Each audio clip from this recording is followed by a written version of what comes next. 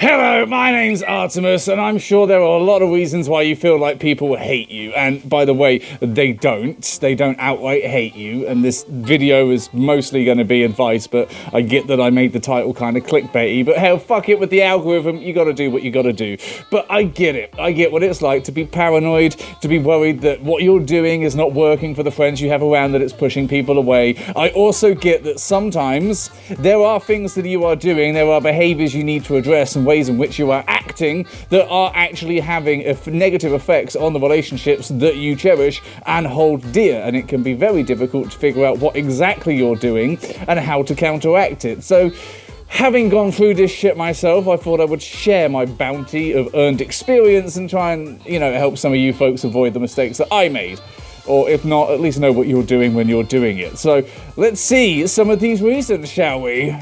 Starting off with a big and obvious one, and of course apologizing and then actually just doing the same shit over and over again, that's a big red flag. That is something people are not going to tolerate, but unfortunately it's also something you might not even be aware you're doing. You see, it's so easy for us to care so much about the people that care about us and to put so much stock into what they say and how they feel that we will instantly apologize. We will instantly be hurt and offended that we caused any hurt or offense, and we will want to be better than that. But if we don't recognize what exactly has caused all of that and then put in the effort to not do that shit again, then it's all just empty words.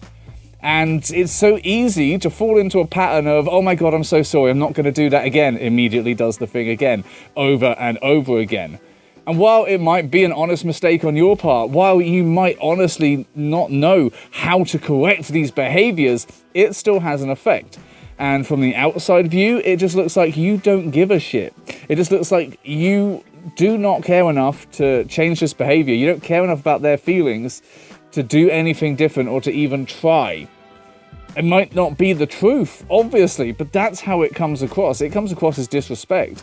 And it comes across almost as if you're doing it deliberately and that you're just apologizing just to shut people up, and it's just saying what they want to hear, and nobody wants that.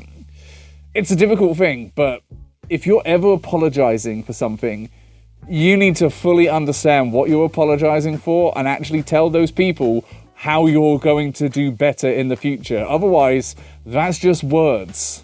Everybody in life has issues that they do not like. There are things like their job, different other relationships they got going on, just general situations that they do not like, and they complain about it to people because we all need to let off some steam, and that is absolutely fine. But there is a big difference between just wanting something to bitch about and just being upset with the situation you're stuck in. And unfortunately, a lot of us just love to bitch and moan about something without actually doing fucking anything about it. And that shit, that fucking gets wearing pretty goddamn quick. Especially when you have the kind of caring friends, the support circle that is more than happy to help you out. They want to talk it through. They want to find a solution. They want to give you advice that will help you move away from this. But typically, a lot of people in these certain situations don't do that. They don't do the very simple, easy things necessary to change their situation and therefore have nothing to moan about. And it becomes this strange sort of thing where you constantly want to talk about it, but the person you're talking to is trying to help you and you don't want that help. And it becomes almost a sign of disrespect. It becomes a sign that you're not actually listening or paying attention to what your friend is telling you. You're not taking any of it on board. You're not actioning it. And I mean, you do not have to take, an action, any advice that you are given. You do not have to do what people say. But if you keep asking for it and you keep talking about it and saying, I don't know what to do, and then when you're told, oh, here's some things that you could do, and you refuse to do them, then you've basically shown to the other person that it is completely pointless trying to help you. It is pointless being around you and talking to you because there is nothing worth saying. Anything they say to try and help will just go in one ear and straight out the fucking other. So if you are starting to get to that phase where you feel like they're getting a bit bored of listening to your problems, potentially is this one of the reasons why? Do you actually need to do something about those issues that you seem to love complaining about? See, a lot of the times, the reason people feel friction and distance and there's a rift between you is because you're actually doing something that's good for you and you haven't been. And this kind of change can obviously cause a little bit of friction when it first comes in, because it's not their fault that you've suddenly decided, shit, I need to put some boundaries in place, because you always should have had them in place. But this is one of those times where you say, sorry, this is the line, please don't cross it. It will feel to them like, you know, oh my God, have I done something wrong? Why me? What have I said or done? This seems a bit pointed. It ain't that though. It's just you accepting that, okay, I've been stretching myself too thin. I've been dealing with too much shit. This is the line. Do not cross it. And if you've not done that before, if you've not had that in your life, just putting it in place can cause that thing, that whole problem with these people. And you can start thinking, oh my God, do they hate me now? This is not a bad thing. Putting these boundaries in place is vitally fucking important. Everybody should be doing it. It's just, it has an effect. And unfortunately, this is one of the effects that it can have. You will be able to work past it, obviously. But this is one of those times where, yep, you might feel that they hate you. You might feel like they don't want to talk to you anymore. But it ain't your fault on this side. It's not something you've done maliciously. It isn't something that you've done to hurt them. This is something you've done for your safety and security, and they just need time and space to adapt to that. Not everything on this list is an inherent negative, by the way. And of course, this is the other side of that coin, and it is outright disrespectful. No excuses. Putting your own desires in this relationship above that of someone else when they have made a very firm boundary of this is what I'm willing to accept is just fucking disrespectful. And no, there's not really any excuse that you can get away with for that. I don't care whether you needed it. I don't care whether you were upset. I don't care if it was just once. If you cross that line, you have crossed that line, and there are consequences to it. They have basically told you this is the price of the interaction that you want from me, and you're refusing to pay that fucking price. You need to be more aware of that. Sometimes the fault is down to you. Sometimes you are not being the sort of friend that you expect them to be back. You are not seeing this as something even. It's okay to put your own boundaries in place. It's more than okay to put your own boundaries in place. But you can't demand that people abide by your rules and restrictions when you stomp all over theirs, okay? If you're being a disrespectful asshole who doesn't seem to give a shit about other people's boundaries but cry about their own, you're gonna end up alone. That's just how that goes. You're gonna end up alone. Oh yes, this one everybody has dealt with in some form, and I'm sure a lot of us have been on both sides of it as well, but this is a big one of the mismatch of energy, of not really being in sync with someone else. You might be going at 100 and they're going at 40, and you're wondering why they're not catching up and why they're pissed off that you've sped off. It is one of these things that you tend to feel like you are clingy, that you are demanding, that you're always looking for attention, that, you know, oh well, they're not giving me what I want, so I've clearly done something wrong, because it always pairs with paranoia, doesn't it? It always feels like, oh well, I'm just not a good enough friend. They don't care about me enough to message me back instantly at 2 a.m. because I'm awake and I just assume everybody else is. This is one of those problems that you just need to break through your own perceptions of the situation. You need to fight that paranoia. You need to work through it. You need to find other metrics that you can see that, no, they do care about me. It's just not 24 hours a day.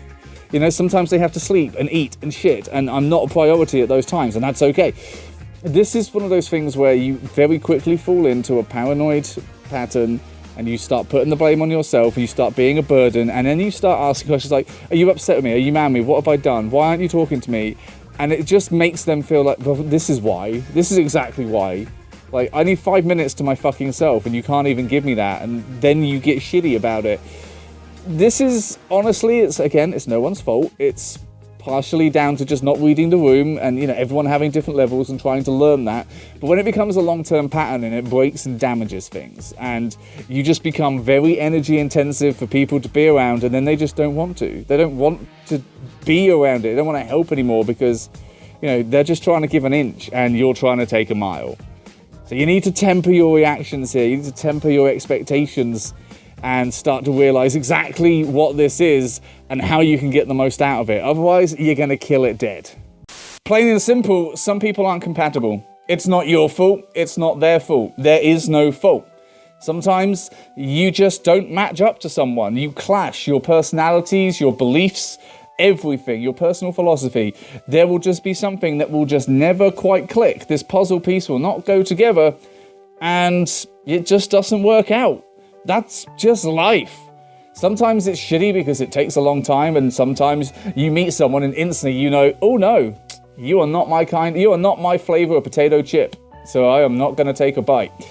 It's a shitty thing, but sometimes you have to step back and reevaluate whether these issues are things that you can work on, the things that are causing this rift. Are they things you can work on? Are they things that you can live with? Or is it quite simply just you're very different people that are never really going to be at peace with each other? It's terrifying, it's horrifying, it's nasty. It's not a nice thing to realize that this person that potentially you've invested months or years into, that you really do care about, is just never going to be what you want them to be. And it feels like a betrayal. It feels like you're giving up, you're admitting defeat. Hell, it might even feel like you are just lying to yourself, or, you know, you're destroying your own chance at happiness. But sometimes you just have to accept that this was never going to work out perfect, and the way things went was inevitable with the sort of people we are. And yeah, sometimes some things aren't worth saving. It's not the happy ending. It's just sometimes some people don't stick around forever, and sometimes they never should have been there in the first place. And sometimes that's just the way the fucking cards fall. Thank you very much for watching. Hopefully you enjoyed this one and it made some sort of sense, trying to give advice once again. Obviously, I'm not trying to slam dunk. I'm not trying to feed into anyone's feelings of paranoia, or I'm not trying to gaslight anyone or place the blame specifically on just you. These are just things that every time I've spoken to people or myself have been like, oh, they just hate me. These are the things that typically make that sentence come out, make people feel this way.